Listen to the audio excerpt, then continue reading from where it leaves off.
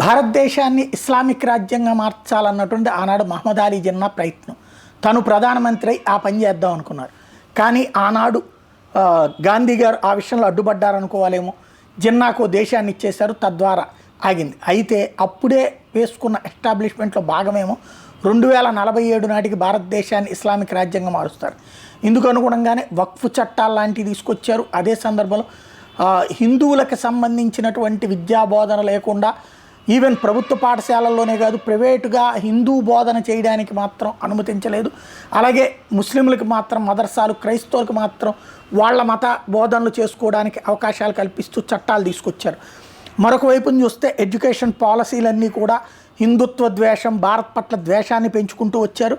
అలాగే వివిధ వర్గాలు ఎవరైతే హిందుత్వాన్ని ద్వేషించే వాళ్ళని ఎంకరేజ్ చేసుకుంటూ వచ్చారు. జర్నలిస్టులు, ప్రెస్ క్లబ్లు, ఎన్జిఓలు, హిస్టోరియన్స్, యాక్టివిస్టులు, కాలమిస్టులు, వీళ్ళల్లో ఎవరైతే భారతదేశానికి వ్యతిరేకంగా, హిందుత్వానికి వ్యతిరేకంగా మాట్లాడే వాళ్ళని ఎంకరేజ్ చేసుకుంటూ వచ్చారు. వీటి అన్నిటి ఇంపాక్ట్. అట్లాగే అవార్డు కావాలి అంటే, సన్మానాలు కావాలంటే హిందుత్వాన్ని ద్వేషించాలా, భారతదేశాన్ని ద్వేషించాలా, ఇక్కడంతా అరాచకం జరిగిపోతుందని చెప్పాలా. ఈ అన్నిటి ఇంపాక్ట్ 2047 నాటికి ఈ దేశాన్ని మత మార్పిడి వైపు తీసుకెళ్లాలన్నటువంటి ప్రయత్నం అయితే జరిగింది. ప్రస్తుతానికి ఈ బీజేపీ కానీ 2014లో రాకపోయి ఉంటే అదే సాగి ఉండేదేమో.